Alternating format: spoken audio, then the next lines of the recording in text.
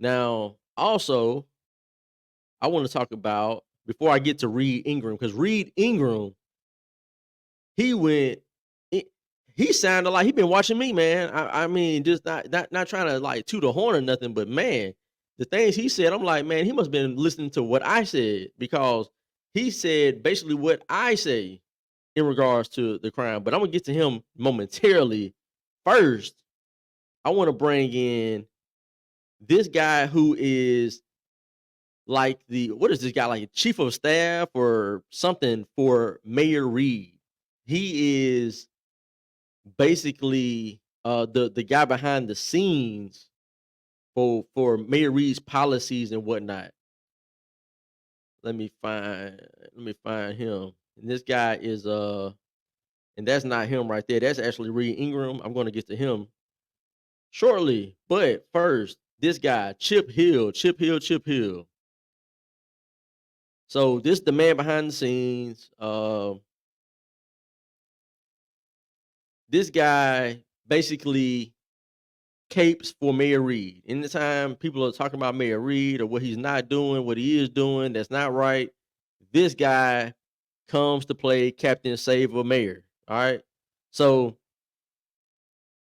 then about the gun deaths. This man. So the Alabama Reflector, which is just a left leaning media company or whatever, they did this article that says, and it's from last year, almost to the day.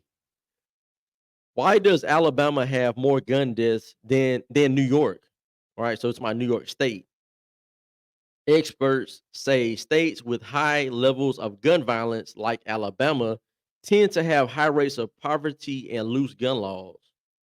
Hmm, that's interesting that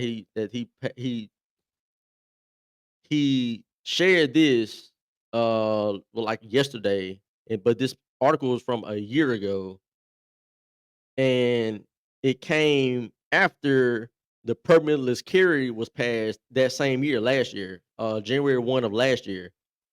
But before that gun law got passed, the permitless carry, we had to go and get, a permit to carry a weapon legally.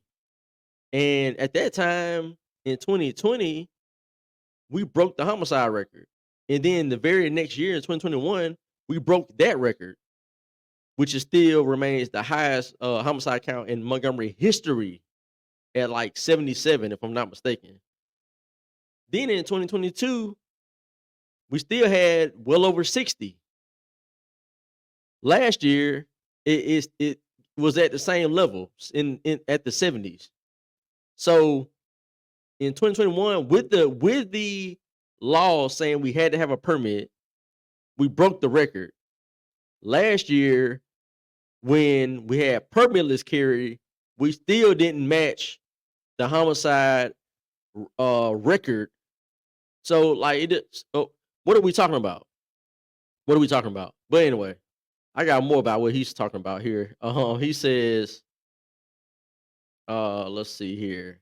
Now, there was a shooting that happened over the weekend. Well, there were several shootings. Like you heard the news guy just say there were like 4 shootings, 6 people injured or killed. 6 people injured or killed over the weekend.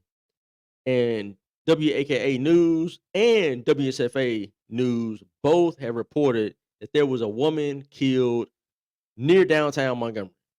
Well, Chip Hill took it upon himself to say WAKA News is incorrect. There has been no shooting in downtown Montgomery. Now, they didn't say it was in downtown, they said it was near downtown.